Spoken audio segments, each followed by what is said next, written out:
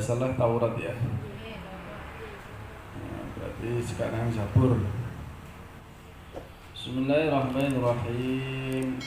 Halaman 52 ya. Silakan dibuka di HP-nya di PDF 52. Bismillahirrahmanirrahim. Kaifa i'tiqaduka fi Zabur? Kaifa iku hale kaya apa? Bagaimanakah i'tiqaduka utawi keyakinan sira fi Zabur ing dalem kitab Zabur? Atakidu yakin sapa ingsun atau nekatake sapa ingsun anna Zabura ing sak temene Zabur iku kitabun kitab min kutubillahi saking pira-pira kitab Allah. Kami berkeyakinan bahwa Zabur adalah salah satu dari kitab-kitab Allah Subhanahu wa taala anzala kang wis nurunake sinten Allah, yang Allah telah menurunkannya. Nyanyi ini kembali ke Az-Zabur atau kitab ala Sayyidina Dawud ing atase Gusti kita atau bendoro kita, yakni Nabi Dawud alaihissalam. Wahwa apa isi atau konten dari kitab Zabur? Wahwa iku ibaratun, ibarat atau mengandung an ad'iyatin saking pira-pira doa, wa adkarin lan pira-pira zikir, wa mawa'idha lan pira-pira pitutur. Di dalamnya itu ada doa-doa, ada zikir, ada mau'idhah, wa hikamin lan pira-pira hikmah. Walaisa lan ora ana iku fihi tetep ing dalem Zabur apa ahkamun pira-pira hukum syar'iyyatun kang bangsa syariat. Dalam kitab ini tidak dijelaskan hukum-hukum syariat. Kenapa? Di anna Dawud krana sak temene Nabi Dawud alaihi salam iku kana ana sapa Dawud iku makmuran diperintah bittiba syariati kelawan atau mengikuti syariatnya al Musawiyati kang bangsa Nabi Musa. Nah, ini menariknya bagaimana keyakinan kita terhadap Zabur. Zabur itu diturunkan kepada Nabi siapa? Nabi Dawud alaihis salam. Ini diturunkan sekitar tahun 10 atau abad 10 sebelum Masehi, 10 sebelum Masehi. Jadi kalau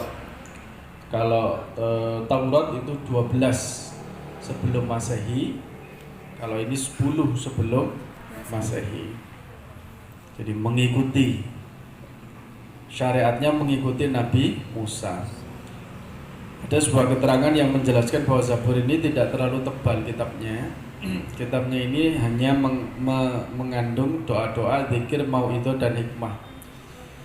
Nabi Dawud itu digambarkan atau menurut keyakinannya orang-orang Yahudi Israel ya, itu perawakannya kecil, orangnya perawakannya kecil tapi nyalinya luar biasa besar, cilik tapi kendel.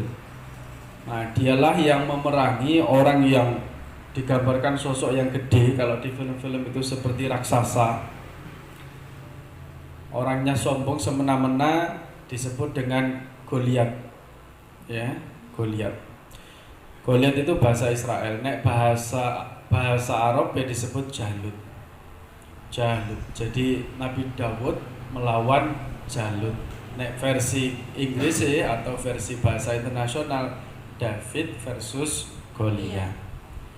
Maka inilah kalau ada sebuah pertempuran atau duel antara sosok yang kecil tapi nanti menang atau melawan sosok yang besar yang kalah, itu biasanya diibaratkan ibarat David versus Goliat. Itu ceritanya Nabi Dawud melawan Jalut. Lah Nabi Dawud ini memang orangnya kecil tapi nyalinya besar. Tidak seperti Nabi Sulaiman. Nah, ketika dia berhasil mengalahkan Jalut atau Goliat, maka masyarakat Israel itu mengeluh-ngeluhkannya. Kemudian dia menjadi seorang raja. Jadi Nabi Dawud ini latar belakang profesinya dua, yo nabi, yo raja. Cuma ada dua, Nabi Dawud kemudian turun kepada Nabi Sulaiman. ini statusnya ya nabi ya raja, nek sing liyane ndak ono. Ono nabi sing miskin ada, Nabi Ayub miskin sakit-sakitan. Dulunya ya kaya, tapi dijadikan oleh Allah diberikan cobaan. Tapi nek nabi sing bergelar raja itu 2. Ya. Nah, kemudian makanya sampai sekarang itu orang Israel yang sekarang nyerang Palestina itu kan bintangnya disebut dengan bintang Daud. Bintang Daud kan itu, bintangnya apa? Israel itu loh, simbolnya itu loh, di benderanya itu namanya bintang Daud. Dan itu makomnya Nabi Daud kan dekat dengan pelataran Masjidil Aqsa dan itu diziarahi oleh 3 agama samawi. Wong Islam ya ziarah karena itu adalah Nabi Daud, orang Nasrani juga ziarah, orang Yahudi juga ziarah. Ono jadwale dhewe-dhewe, ono nggone dhewe-dhewe ya. Iki sing wong Islam ning kene sing wong Yahudi ono nggone dhewe-dhewe. Nah, itu jenengan lihat di YouTube.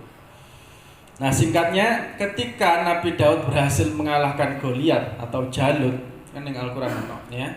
Itu kemudian dia diangkat menjadi raja, kemudian setelah itu turunlah wahyu Allah berupa isi-isi kitab Zabur tadi. Jadi turun itu setelah mengalahkan Jalut.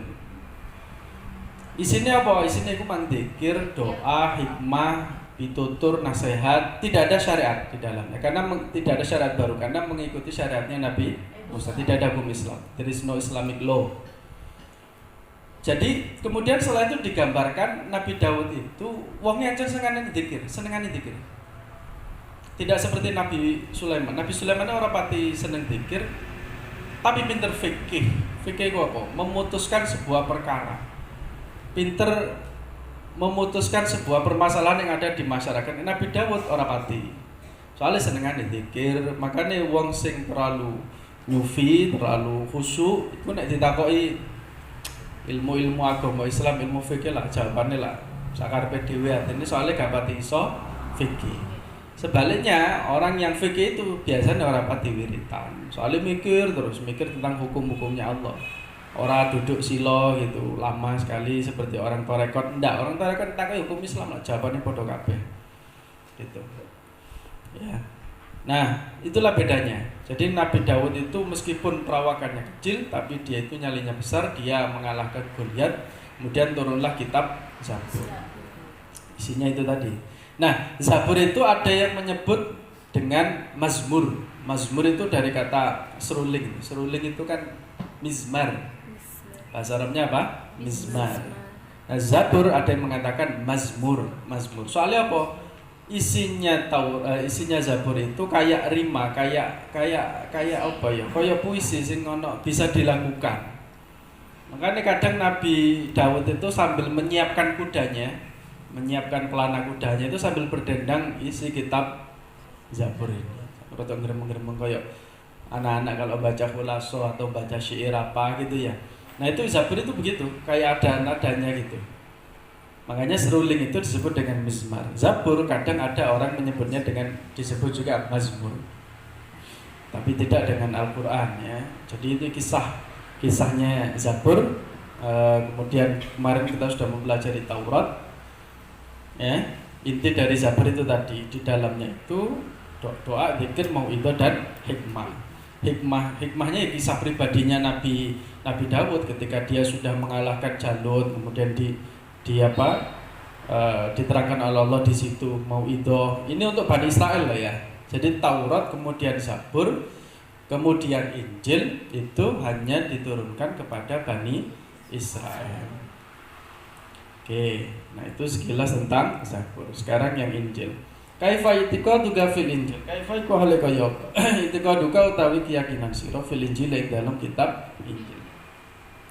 Ada gitu anal Injil kitabun min kutubillah. Yang pertama kita harus yakin bahwa Injil itu merupakan salah satu kitab Allah yang diturunkan kepada Nabi Isa alaihi salam wa dzalikal bayan wa dzalika li bayanil haqaiq, untuk menjelaskan hakikat wa da'watil khalqi li tauhidil khaliq, dan mengajak manusia akan mengesahkan sang pencipta, wa naskhi ba'di ahkami taurati, dan menghapus sebagian hukum kitab Taurat al-far'iyyati yang cabang ya.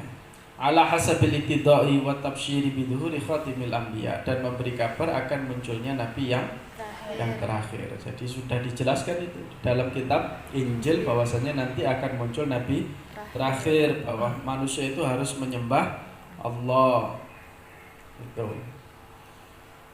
Cuma kan karena kepentingan agama ya, maka orang-orang Nasrani itu merubah sebagian isi yang ada di dalam kitab Injil. Dan kebiasaannya orang Yahudi atau Bani Israel itu adalah memilah-milah ayat-ayat yang menguntungkan mereka, memakai yang itu, kemudian mereka membuang sebagian ayat yang mereka itu tidak suka. Itulah kemudian di dalam Al-Quran disindir oleh Al-Quran, alladzina yaj'alul qur'ana 'idin. 'Idin itu artinya dipilah-pilah, dipilih-pilih, dijukuk, sing seneng tok, sing gak seneng gak dipakai. Itu salah satu karakter jeleknya orang Bani Israel yang disinggung oleh Allah. Nah, ini kalau melihat berita-berita akhir-akhir ini yang dari Palestina, Gaza itu ya, kemudian mana Israel itu kok mengerikan ya, artinya peperangan yang semakin memanas ya, semakin beringas, tidak selesai-selesai ya. Jadi itu nanti bisa merembet kemana-mana. Nah, jadi kita meyakini Injil yang asli. Kalau Injil yang sekarang itu sudah mengalami yang namanya perubahan. Kemudian itu dibahas di soal selanjutnya, kaifa i'tiqadul ulama, bagaimana keyakinan para ulama al-a'lam di seluruh dunia fil Injil al-mutadawil al-an, kitab Injil yang beredar sekarang ini. I'tiqadul ulama al-a'lam annal Injil al-mutadawal al-an lahu arba'u nusakhin. Ulama berkeyakinan bahwasanya kitab Injil yang berlaku sekarang terbagi menjadi 4 macam yang dikarang oleh 4 orang, dan sebagian dari mereka ada yang tidak menjumpai Nabi Isa. Jadi ada editornya, ada yang merubah. Bahkan sebagian mereka itu tidak pernah ketemu langsung dengan Nabi Isa. Siapa? Yaitu Injil Mata, Injil Markus, Injil Lukas, Injil Yohanes. Ini inti dari kitab Injil. Masing-masing Injil tersebut kandungan isinya saling bertentangan. Ya nanti bisa dipelajari lebih lanjut lah ya, digali lebih lanjut. Sebenarnya kaum Nasrani mempunyai banyak kitab Injil selain 4 di atas, banyak versinya itu selain 4 di atas. Akan tetapi selang 100 tahun setelah Nabi Isa diangkat ke langit, mereka bersepakat untuk mengabaikan selain keempat kitab tersebut dengan tujuan untuk mengurangi sekaligus menghindari banyaknya perbedaan antara isi kandungan yang ada. Jadi macam-macam. Ratusan tahun sudah mengalami yang namanya at-tahwil, at-tabdil, at-tahrif, at-taghyir, at-tasrif. Wes diolak-alik isinya itu. Kemudian nah ini soal Al-Qur'an, kaifa i'tiqaduka fil Qur'an, terakhir. Ataqidu annal Qur'ana asyrafu kitabin. Ataqidu, saya berkeyakinan bahwa sesungguhnya Al-Qur'an adalah kitab yang paling mulia. Anzalahullahu subhanahu wa ta'ala, yang Allah telah menurunkannya ala asyrafi anbiya'ihi Muhammadin sallallahu alaihi wasallam, yang diturunkan kepada Nabi yang paling mulia, Nabi Muhammad. Jadi karena Al-Quran itu adalah kitab yang paling mulia, maka diturunkan kepada Nabi yang paling mulia. Disampaikan kepada siapa? Kepada umat yang paling mulia. Jadi kita ini menjadi umat yang paling mulia. Fa asbaha asyrafal ummah, karena kita memiliki Nabi yang paling mulia dan kitab yang paling mulia. Wa huwa akhirul kutub al-ilahiyyati nuzulan. Apa artinya? Bahwa tawi Quran yakni adalah kitab samawi yang paling akhir diturunkan. Wa huwa nasikhun, yakni Al-Quran itu menghapus li jami'il kutubi qablahu, menghapus semua kitab-kitab sebelumnya. Wa hukmuhu baqin ila yaumil qiyamah, hukum-hukum Al-Quran itu langgeng sampai hari kiamat. Makanya siapa itu? Sayyid Muhammad bin Alawi Al-Makki itu yang terkenal, itu yang fotonya sing ganteng itu, gede orangnya, yang sering muncul itu bikin kitab namanya Syariatullahil Khalidah, syariatnya Allah yang kekal. Karena selamanya yang namanya sholat, puasa, zakat atau hukum-hukum Allah yang lain itu kekal sampai nanti hari kiamat. Nah, di sini juga diterangkan bahwa hukum Al-Quran itu baqin, langgeng sampai hari kiamat, tidak ada yang namanya revisi. La yumkinu ayyal hiqahu taghyir, tidak mungkin apa? Tidak mungkin mengalami yang namanya perubahan, wala tabdilun, pergantian, wa huwa a'dhamu ayatin ala nubuwwati nabiyina. Yani Al-Quran itu adalah tanda-tanda atau mukjizat terbesarnya Nabi Muhammad sallallahu alaihi wasallam, likaunihi a'dhamal mu'jizat, karena adanya Quran itu adalah mukjizat yang paling agung. Jadi nanti diterangkan tentang mukjizat. Bedanya apa mukjizatnya Kanjeng Nabi dengan yang lain? Kalau mukjizatnya nabi-nabi yang lain itu adalah fata bi fautiz zaman atau bi fautid dahar, ya. Jadi kalau mukjizatnya nabi yang lain itu habis dengan habisnya masa. Nabi Musa ketika membelah lautan menjadi dua, ya wis mari, dan hanya disaksikan orang yang ada pada saat itu. Sing gak teko ya gak iso ndelok. Sing gak teko ya hanya umat cerita tok, tapi kan tidak bisa menyaksikan langsung. Selesai ya selesai. Ketika tongkat dilempar menjadi ular, ya hanya orang-orang yang ada di situ saja yang bisa melihat langsung dengan mata kepalanya. Dan ketika selesai ya sudah selesai, tidak bisa dirasakan lagi, tidak bisa disaksikan lagi. Nabi Isa menghidupkan orang yang sudah mati, atau kemudian menyembuhkan orang yang terkena penyakit belang. Banyak itu mukjizat Nabi Isa itu. Ya, kemudian seperti Nabi Sulaiman punya pasukan jin, kemudian bisa membangun istana yang megah, hartanya banyak. Itu kan sesuatu yang sangat-sangat di luar akal manusia, di luar jangkauan fitrah manusia. Sedangkan mukjizatnya Rasulullah itu berupa Al-Quran, sampai sekarang bisa kita pegang, bisa kita pelajari, bisa kita baca, bisa kita nikmati. Dan itu sangat manusiawi sekali. Jadi sisi manusiawinya Rasulullah itu sangat cocok sekali dengan yang namanya manusia. Beliau bisa saja ketika perang itu beliau minta bantuan malaikat Jibril untuk mengirimkan pasukan malaikat yang tidak terlihat atau jin-jin yang ikut memerangi kaum kafir Quraisy. Tapi Nabi Muhammad tidak minta itu. Nabi Muhammad ya perang seperti biasa, tidak menggunakan privilege-nya. Sudah ditawari kan. Baru ketika kondisi mepet, kondisi yang sangat terdesak di detik-detik akhir injury time seperti perang Badar itu, barulah kemudian malaikat Jibril turun tangan. Baru setelah itu Allah mengirimkan utusan-utusan tentara-tentara wajunu dan lam tarauha, yakni tentara-tentara yang tidak engkau lihat, koyok wakeh orang-orang kafir Quraisy menjadi takut. Kemudian seolah-olah ketika umat Islam menyerang itu seolah-olah ada yang ikut menyerang yang lain, melempar panah dan sebagainya. Wa ma ramaita id ramaita walakinnallaha rama. Ketika kamu melempar itu sebenarnya bukan kamu, walakinnallaha rama. Tetapi Allah lah yang melempar mereka, yang memerangi mereka semuanya. Nah, itu kan Nabi tidak minta itu, tapi ketika terdesak barulah muncul. Tidak langsung menggunakan privilege-nya. Itu sangat manusia sekali. Artinya kita disuruh untuk melakukan yang namanya sebuah usaha, yang namanya ikhtiar. Ojo gampang dididik sesuatu yang rasional, irasional ya, sesuatu yang tidak masuk akal. Dididik terus takok kepada orang pintar atau dukun, ini bagaimana ya? Usaha dulu ya. Kita berusaha kemudian berdoa kepada Allah. Nah, itulah mukjizatnya Rasulullah berupa Al-Quran yang selamanya itu akan kekal. Tidak seperti mukjizat-mukjizat Nabi yang lain, ya, seperti siapa? Contohnya Nabi sing iso gawe pakaian teko baju besi itu siapa? Nabi Dawud ya. Nabi Dawud ya, pakaian besi. Nabi-nabi yang lain apa maneh?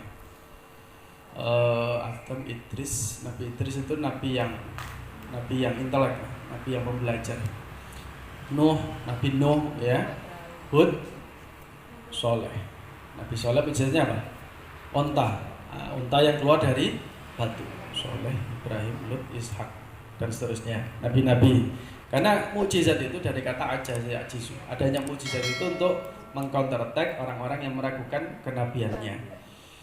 Nah, itulah Al-Quran. Jadi itu turunnya Al-Quran itu ada asyrafal kutub, semulia-mulianya kitab yang menghapus semuanya, dan itu melengkapi sebelumnya ada yang dihapus. Nah, kemudian itu menjadi mukjizatnya kita semua. menjadi mukjizat yang bisa kita saksikan. Soal li ayyi syai'in, ini panjang wis titik, insyaallah pada pertemuan selanjutnya. Titik wallahu alam bisawab. Rabbi fanfa'na bi barakatihim wa hadinal husna bi hurmatihim wa amitna fi tariqatihim wa mu'afatihim. مولاي صل وسلم دائما أبدا على حبيبك خير الخلق كلهم شفاعته لكل هول من الأول مقدحم يا ربي بالمصطفى بل مقاصدنا واغفر لنا